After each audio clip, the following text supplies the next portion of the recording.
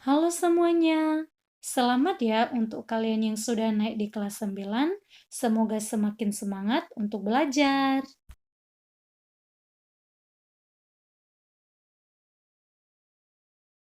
Pada materi pertama di kelas 9 ini, kita akan membahas mengenai sistem reproduksi manusia.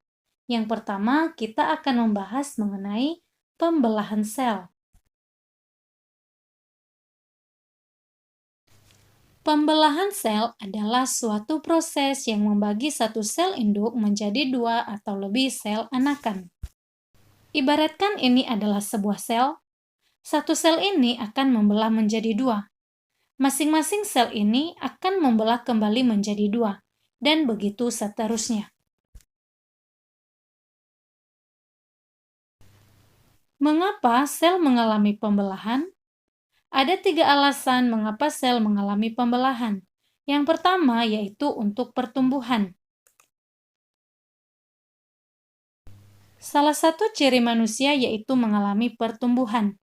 Tubuh kita bertambah tinggi itu karena mengalami pembelahan sel.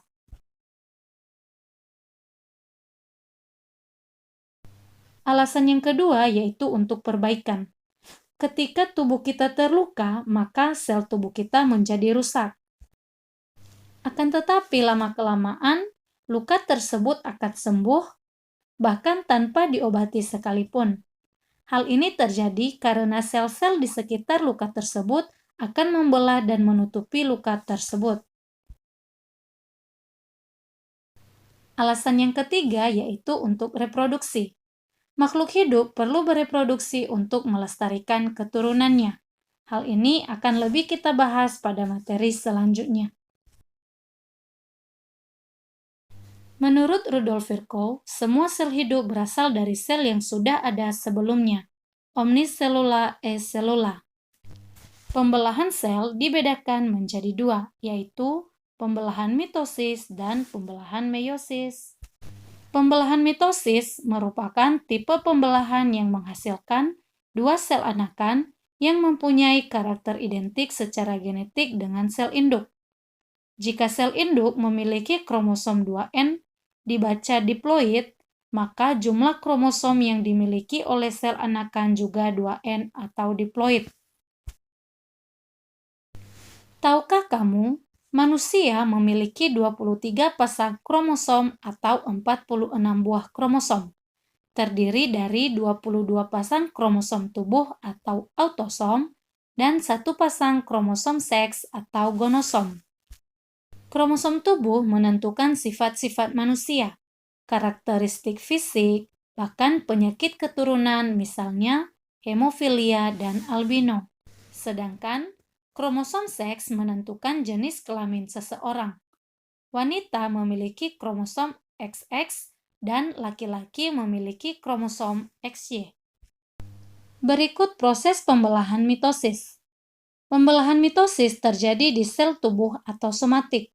Tujuannya untuk pertumbuhan dan perbaikan atau regenerasi. Pembelahan mitosis mengalami 4 fase, yaitu profase, metafase, anafase, dan telofase. Pada fase pertama yaitu profase, membran inti mulai rusak menjadi bagian-bagian kecil dan kromosom memadat dan menebal. Pada fase kedua yaitu metafase, kromosom berjejer pada bidang pembelahan. Fase ketiga yaitu anafase. Kromatid saudara dari setiap pasangan memisah menuju kutub-kutub yang berlawanan, dan pada akhir anafase, kedua kutub sel memiliki kromosom yang jumlahnya sama. Fase terakhir yaitu telofase. Pada fase ini ditandai dengan adanya proses sitokinesis atau pembelahan plasma sel. Yang tadinya satu sel akhirnya membelah menjadi 2 sel. Pada fase terakhir ini, membran inti mulai kembali bergabung dan kromosom mulai merenggang. Selanjutnya yaitu pembelahan meiosis, disebut juga pembelahan reduksi. Pembelahan meiosis merupakan pembelahan sel yang menghasilkan 4 sel anakan yang masing-masing sel anakan hanya memiliki separuh dari jumlah kromosom sel induk. Jumlah kromosom yang dimiliki oleh sel anakan adalah N atau disebut dengan haploid.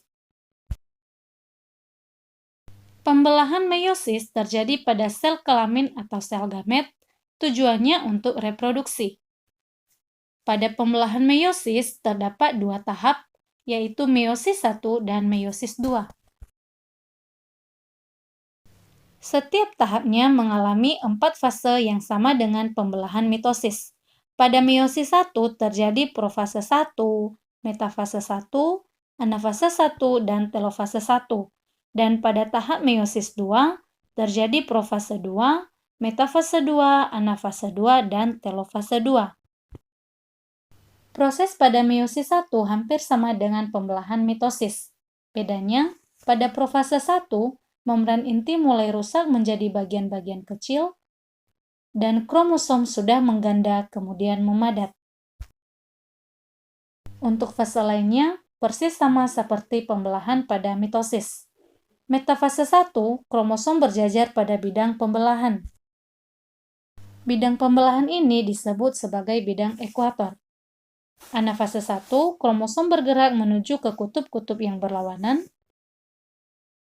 Dan telofase 1, kromosom homolog memisah dan bergerak ke kutub-kutub yang berlawanan. Membran inti mulai terbentuk kembali, dan terbentuknya dua sel anakan yang bersifat haploid. Kemudian dilanjutkan pada tahap meiosis 2. Ada profase 2, metafase 2, anafase 2, dan telofase 2 yang prosesnya sama seperti pada pembelahan mitosis. Sehingga pada akhirnya dihasilkan 4 sel anakan yang bersifat haploid. Untuk memudahkan kamu membedakan ciri-ciri pembelahan mitosis dengan meiosis, perhatikan tabel berikut. Pada pembelahan mitosis terjadi di semua sel tubuh atau somatik, dan pembelahan meiosis hanya terjadi di sel kelamin atau gamet.